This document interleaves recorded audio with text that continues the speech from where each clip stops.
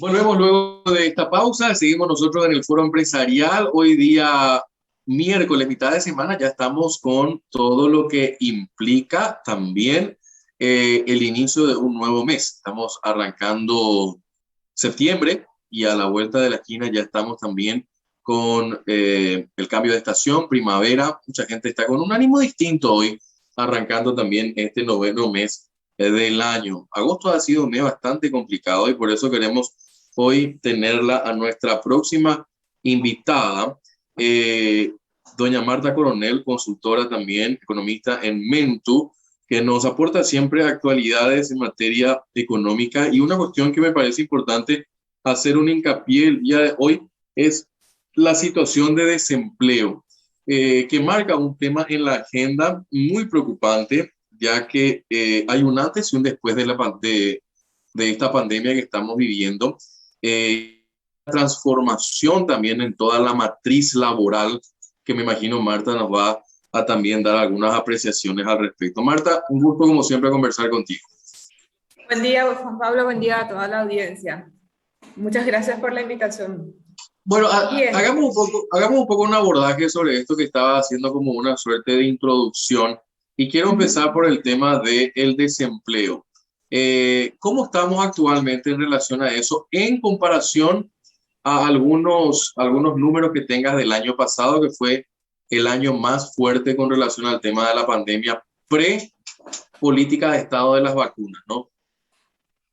Bien, el desempleo en comparación al primer trimestre del año pasado, cuando todavía teníamos unos poquitos días con la pandemia, ha crecido no se puede decir mucho, pero sí para nuestro país crecer 0,7 puntos porcentuales ya es importante. Estamos hablando de que en el primer trimestre del año pasado estábamos con un 7,9% de personas desocupadas y en este segundo trimestre del año que va en curso ya estamos con 8,6%. Estamos hablando de casi, son 267.000 personas desocupadas. Perdón, casi 320.000 personas desocupadas. Entonces, en términos relativos, probablemente el número sea menor al de Brasil o sea menor al de la Argentina. En términos absolutos es lo que nos debería ocupar en este momento, ¿verdad?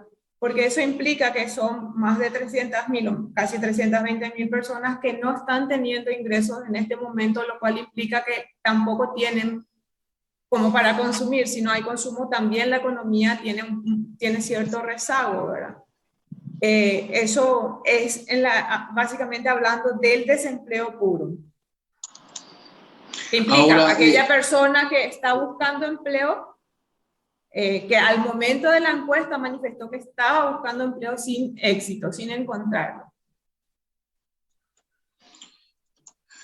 Ahora, esto también me lleva a consultarte cómo ven ustedes también la reacción por parte del sector público y también del sector privado, refiriéndome al sector público como el Ministerio del Trabajo y el sector privado en lo que significa la nueva demanda y también esta dinámica de el teletrabajo. Por ahí va el camino de esta nueva forma de empleabilidad. Bueno, las autoridades han hecho lo que estaba a su alcance en el momento para salvar la situación. Consideramos que faltaría un poquito más de planificación. ¿A qué nos referimos con eso? Sí, está bien, generamos obras para momentáneamente absorber mano de obra, pero el punto es que esta nueva realidad exige personas cada vez más capacitadas y cada vez más adaptadas, con capacidades de adaptación, y así va a ser constantemente, y esa es una debilidad. Entonces habría que planificar. Por el lado de la oferta, en economía la oferta son las personas que estamos dispuestas, somos las personas que estamos dispuestas a trabajar. Habría que planificar las capacidades, cómo reorientamos las competencias que hoy día están teniendo nuestros estudiantes que difícilmente están encontrando, de secundaria, que difícilmente encuentran un empleo, entre comillas, decente, ¿verdad? ¿Por qué? Porque la formación que tienen no exige un acompañamiento de parte de las empresas, exige una inversión importante de tiempo y de recursos humanos en ese acompañamiento de las personas que ya están dentro de la empresa. Entonces, en situación como la que estamos viviendo, es casi lógico que se desprenda de los más jóvenes porque hay que acompañarlos, entonces nos quedamos con los que ya saben y tratamos de hacer lo más eficientemente posible, ¿verdad? La producción. Ahora, ¿qué hay con el lado de la demanda, que es el lado de las empresas que nos contratan, ¿verdad? Y estamos en una situación en que las actividades presenciales, seguimos con eso, las actividades presenciales siguen algo resentidas y la mayor proporción de nuestra población ocupada trabaja en el sector servicio, pero no el servicio, no necesariamente el servicio más formal y más estable, sino el informal, el que depende del comercio minorista, de vendedores ambulantes, hablamos de vendedores ambulantes, o la gastronomía que contrata por tiempo, determinado tiempo, y esos sectores en este mismo momento no están reaccionando. ¿Por qué? Porque las condiciones en, en cuanto a no están reaccionando en la medida esperada, ¿verdad? Porque las condiciones en cuanto a la situación sanitaria también nos dieron un poquito, con el pico que tuvimos entre marzo y abril, nos hicieron dar un paso atrás o estar expectantes antes de empezar a retomar eso. Y de hecho, los hábitos mismos han cambiado. Yo, por ejemplo, ya no compro, no me voy al supermercado personalmente a cargar mi carrito. Ya compro a través de la web, hago pick-up o pido delivery. Entonces, como que los sectores que tienen actividades presenciales son los que siguen resentidos y habría que adaptarse un poquito más hacia los servicios que sí están surgiendo, delivery, de repente el teletrabajo es una opción. El problema del teletrabajo es que no toda la población está en condiciones no existen suficientes empleos de consultor o de servicios formales en donde puedas desarrollar, hacer el teletrabajo, y la población ocupada está conformada por personas que de repente tendrían que estar, les tienen capacidades para insertarse en una industria o en el comercio, y eso limita un poco el teletrabajo. Sí, se quedaría un poco de un tiempo más, pero no es para toda la población que nosotros tenemos, con la capacidad que nosotros tenemos. Entonces ahí ese es el punto que habría que considerar y ver cómo adaptar la demanda a la oferta, perdón, la oferta a la demanda existente hoy en día. Ahora, la otra cuestión también que me parece importante consultarte desde los números que manejan ustedes en la consultora, ¿cómo está la informalidad y cómo se puede mejorar este tema? La informalidad en pandemia obviamente tuvo un pequeño aumento.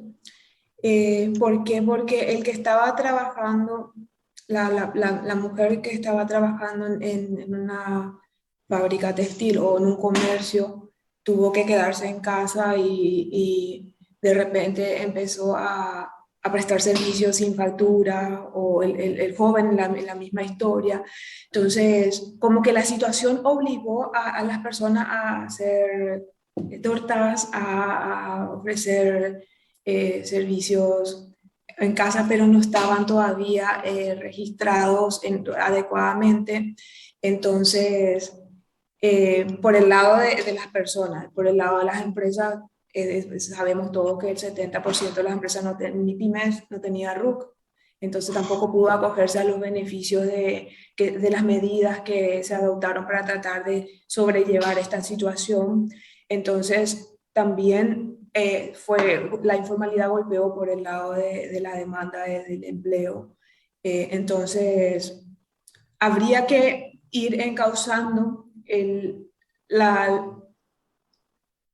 no sé si meter en este momento el tema, pero la recaudación fiscal no mejorará necesariamente por el aumento de los impuestos, sino por ir acompañando esa formalización. Porque la formalización de las empresas permitirá también formalizar el empleo. No sé si me explico. Si nosotros acompañamos a la MIPYME a formalizar, si le acompañamos a gestionar adecuadamente sus empresas, le acompañamos a dar respuesta a la demanda de las empresas más grandes, ya sea proponiendo asociatividad, ya sea proponiendo que se enmarque o se suban a las cadenas más grandes, pues tendremos también mayor empleo formal, y eso implica mayor bienestar de las personas, eso implica que la persona también va a tener más ingresos como para poder, o sea, habrá más ingresos disponibles en general como para poder seguir la rueda de la reactivación, ¿verdad?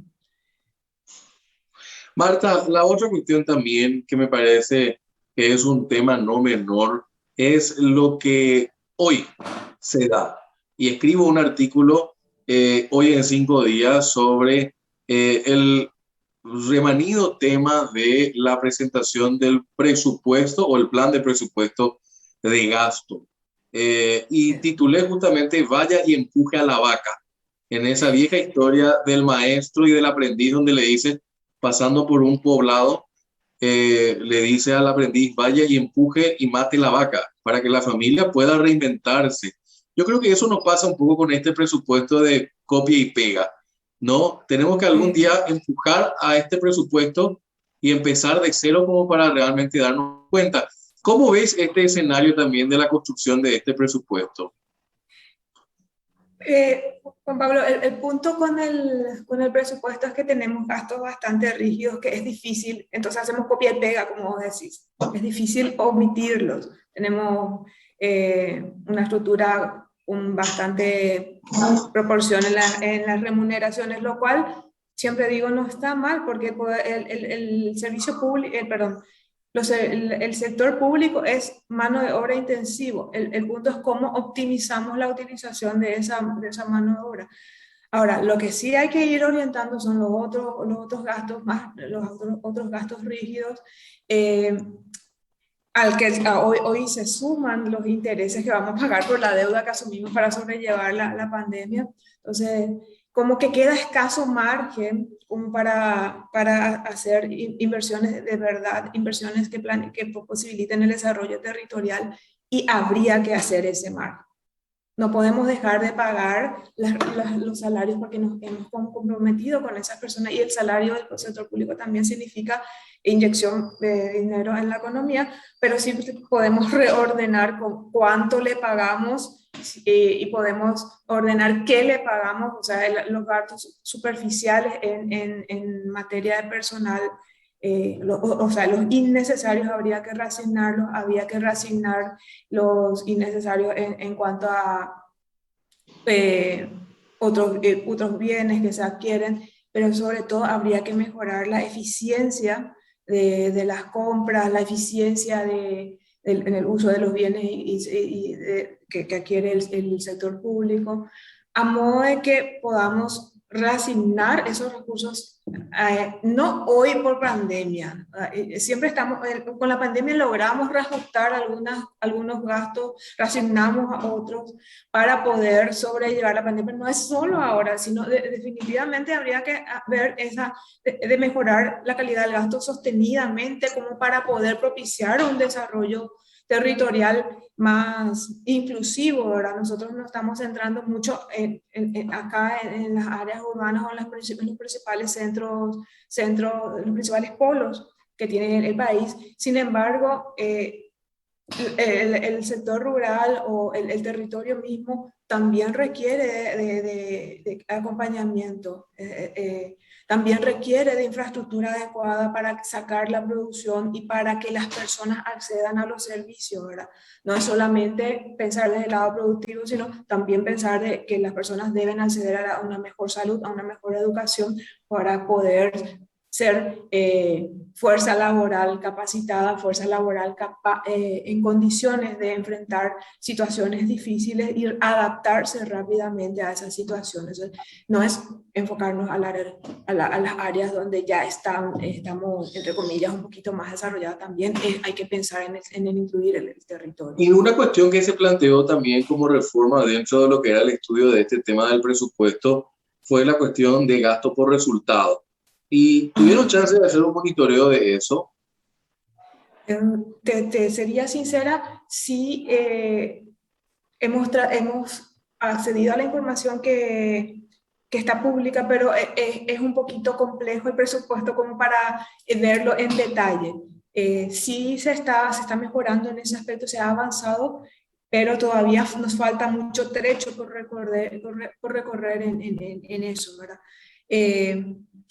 Es un poco el inicio, es algo incipiente que nos permite hacer un mejor seguimiento de cuáles son los logros que se han hecho con los recursos que se han asignado a esos objetivos.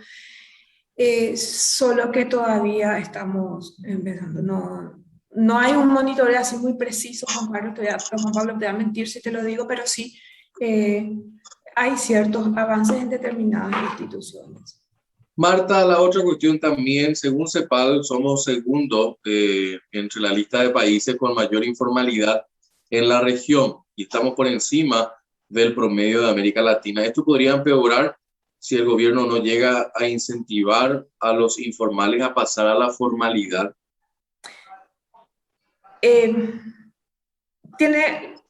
Adam Smith decía que en la economía existían dos manos siempre. La tijera tiene dos partes, ¿verdad?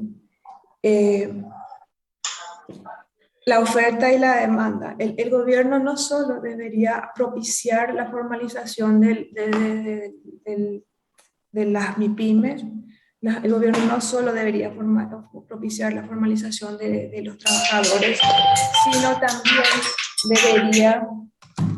debería ver la forma de generar más empleo para absorber a la mano de obra que se va incorporando. Entonces no es solo la mejora de la política laboral, sino también la mejora del empleo. Entonces, ¿cómo hacemos que se instalen más industrias? Pero al instalar más industrias debemos responder una pregunta importantísima, que muchas veces nosotros abogamos por la industria, pero no planteamos a qué mercado le vendemos. Somos 7 millones de personas. Nuestro mercado interno es pequeño. 7 millones de personas con ingresos bajos. Nuestro mercado es pequeño comparado. La economía hay que plantearla desde el lado sistémico. O sea, es un sistema, hay que plantearlo de los dos lados. El empleo, la parte laboral, pero también hay que plantear, bueno, generamos empleo, pero ¿a quién vendemos la producción que producimos, ¿verdad? Que los bienes y servicios que producimos? Entonces,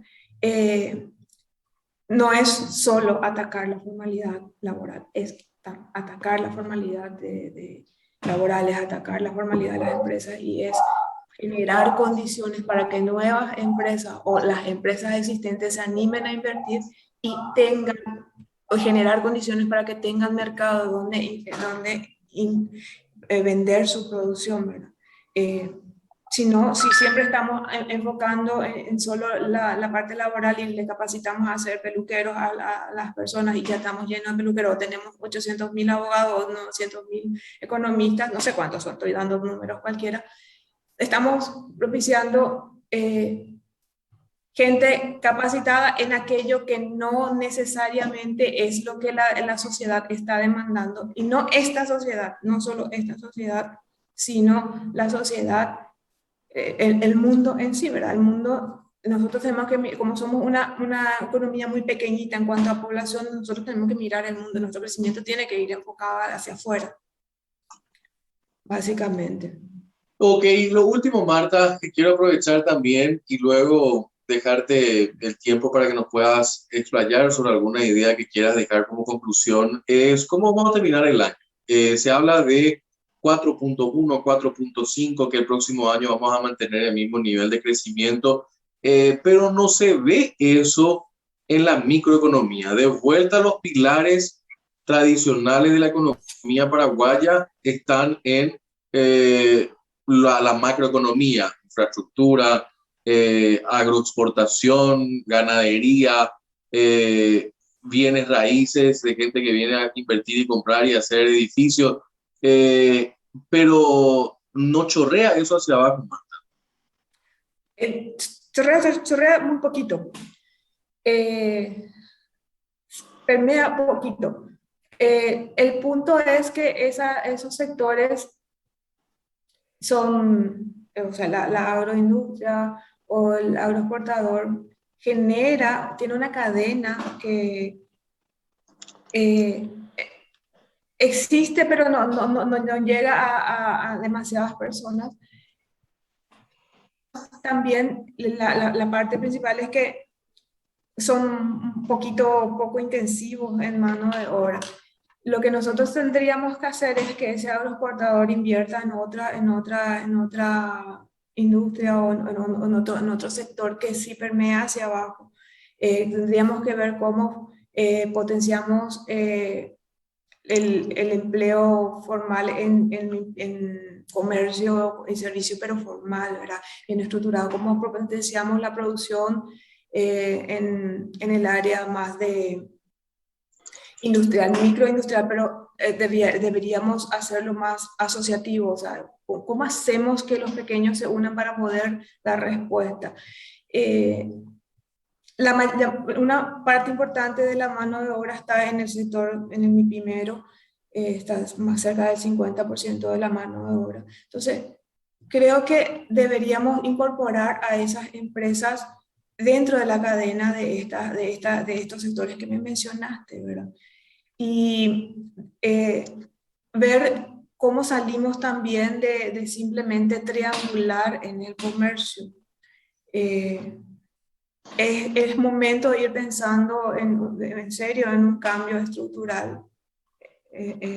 ¿Cómo hacemos para pasar de un modelo agroexportador que ya va a tener su límite en este momento con la demanda mundial? Sí, tuvimos una alta demanda de soja, una alta demanda de carne, pero eso tiene un límite. En algún momento vamos a tener los precios van a volver a la normalidad y tendríamos que ir pensando en cómo salir no salir, sino complementar ese modelo, cómo agregarle valor, cómo vendemos, en vez de vender soja, vendemos jugo de soja, y a quién le vendemos es lo que, como te decía hace rato. Entonces, en la cadena de una industria se incorporan más personas o más empresas que contratan a personas. Entonces, ir migrando hacia un modelo que agregue efectivamente valor a su producción primaria, ir migrando hacia un modelo que logre tener empleos de calidad para personas realmente capacitadas, que genere empleos para la población joven y que esa población joven pueda estar capacitada para desarrollarse. Empleo. Maquila es un sector que absorbe bastante mano de obra, no debería ser el único. El problema nosotros pensamos en un solo modelo, siempre estamos atacando en un solo modelo. Hasta tanto y en tanto el modelo esté centrado en producción sin mucho valor agregado, vamos a tener esta situación. Hasta tanto y en tanto esté centrado en comercio de triangulación, vamos a tener esta situación, ¿verdad? Porque lo que hacemos es que vendemos a nuestra soja y después compramos el jugo de soja, cuando podemos nosotros vender el jugo de soja. O traemos electrónica y después le vendemos a los brasileños, pero cuando a los brasileños le va mal, nos va mal le va mal a toda la frontera y a todos nosotros. O sea, Brasil, como dicen siempre en broma, en serio, algunos analistas, Brasil estornuda y nosotros nos resfriamos. Entonces, tenemos que ir migrando hacia un modelo más sostenible que involucre a más personas, hacia un modelo que involucre a Ña Juanita o al hijo de Ña Juanita que está terminando la secundaria. Yo vivo en Cotabuto, Saldívar, mitad del tiempo. Es lamentable ver cómo jóvenes que terminan y me piden ayuda para encontrar un empleo, jóvenes que han terminado la secundaria, pero para recomendarles en algún lugar le preguntas qué saben hacer y no pueden, no logran desempeñar con eficiencia tareas básicas. Entonces, y tampoco hay mucho donde ubicarlos, ¿verdad? Hay que generar empleo y hay que capacitar a la mano de obra y hacer que esa macro fluya hacia las personas más de los niveles más socioeconómicos más bajos, de ingresos más bajos, como para poder hacer un círculo vicioso de multiplicador de efecto, ¿verdad? Siempre y cuando estemos vendiendo solo semillitas, no vamos a lograr, no niego, nos mantiene. Es importante el sector agroexportador, pero tenemos que pensar en cómo incorporar en ese proceso, en esa cadena a los demás. Marta Coronel, economista de la consultora Mentu, con nosotros aquí en el Foro Empresarial. Gracias, Marta. A ustedes por la invitación. Nosotros vamos cerrando el foro, ya se llega Samuel Acosta con Monitor Económico, todas las informaciones actualizadas en este programa a continuación, y a las 12 nos reencontramos en nuestro informativo central. Simplemente agradecer también a la gente de Sudameris, 416-6000, número telefónico para tener esta herramienta, y si queréis conocer la red de negocios que te brinda beneficios exclusivos con esta tarjeta Sudameris, www.sudameris.com.py/beneficios, y ahí encontrás todos los detalles al respecto. De nuestra parte será hasta mañana aquí en el Foro Empresarial. Mientras tanto, sigan con la programación aquí en el canal 5 días, y como todos los días nos despedimos con los buenos días y buena suerte.